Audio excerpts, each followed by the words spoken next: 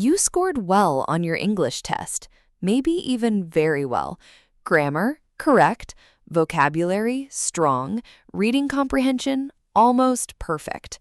Then a tourist stopped you on the street and asked a simple question, and your brain went completely empty.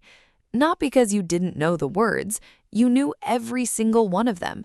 You would use them correctly on paper 100 times, but standing there in that moment, none of it was there when you needed it. You walked away thinking, what is wrong with me? I'm good at English. The test proves it. So why did I just freeze in front of a real person? Nothing is wrong with you. But something is very wrong with how English is usually taught and tested. And today, I want to show you exactly what that is. My name is Emma, and this is Train Your English Brain. I once tutored a student named Minh.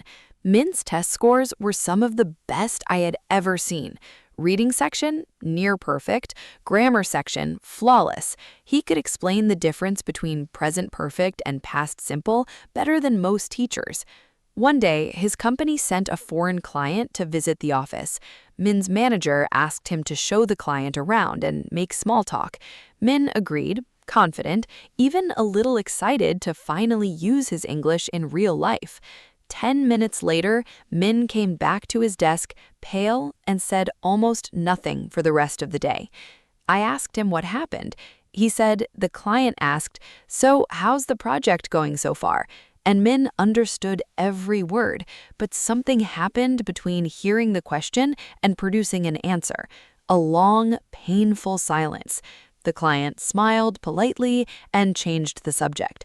Minh stood there, his perfect grammar completely useless because he could not find a single sentence fast enough to say. Here is the real difference between paper English and real-life English. They're not actually the same skill.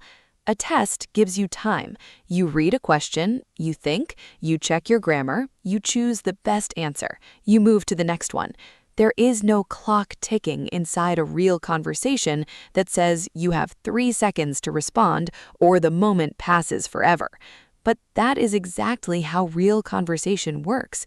The moment passes, the next sentence is already coming whether you're ready or not. A test also gives you silence. No one is looking at you while you read. No one is waiting for your face to react. No one needs you to keep eye contact while you search for a word.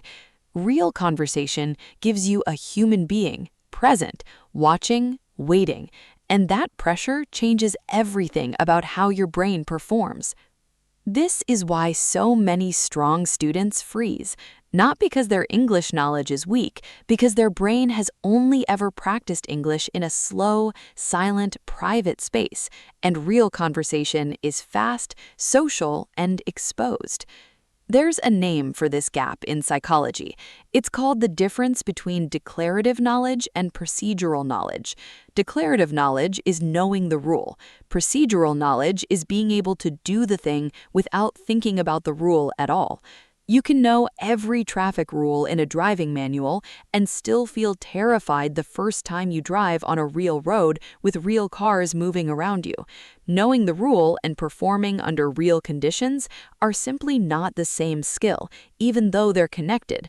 English tests almost always measure declarative knowledge. They ask, do you know this rule? Can you recognize the correct answer? They almost never ask, can you produce a sentence under social pressure in real time while a person's eyes are on you? So a high score tells you something true and useful, your knowledge is strong, but it tells you nothing about whether you can perform that knowledge live, in motion, with no pause button. So what actually closes this gap? I want to give you something practical, not just an explanation. The first thing is to practice under mild pressure on purpose.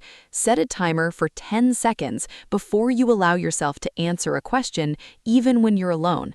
Ask yourself a question out loud. What did you do this weekend?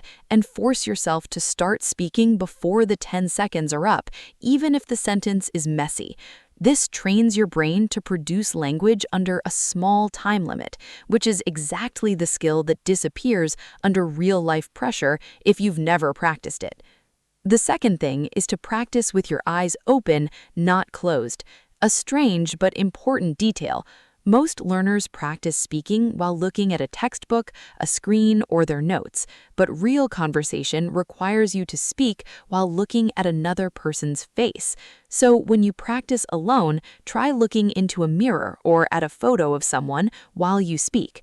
This small detail trains the social part of speaking that a textbook never touches. The third thing is to accept short, broken answers as a real skill, not a failure. Min's biggest problem that day wasn't that his sentence was grammatically incomplete, it was that he gave himself zero permission to say anything imperfect. A simple, slightly broken response, "Project is going well, we have some small problems, but we are fixing them," would have worked perfectly fine in that real moment. Real conversation rewards momentum, not perfection. The goal is to keep the exchange moving, not to produce a textbook sentence. I want to tell you what happened to Min after that day. He didn't quit. He felt embarrassed, but he came back to me and said, "Emma, I never want that silence to happen again." So we changed how he practiced. Less time with grammar exercises, more time speaking out loud, under a small timer, looking at his own reflection, forcing imperfect answers out instead of waiting for a perfect one. 3 months later, his company sent another foreign visitor. This time, Min came back to his desk and said, almost surprised at himself, "It was easy. I just talked." His grammar knowledge hadn't changed much in those 3 months. What changed was his ability to use that knowledge live, under pressure, with someone watching. That is the entire gap between paper English and real-life English, and it is a gap you can close, not by studying more rules, but by practicing the exact conditions that real conversation actually demands. Your knowledge is already strong enough. It's time to teach it how to perform. My name is Emma. I will see you in the next episode.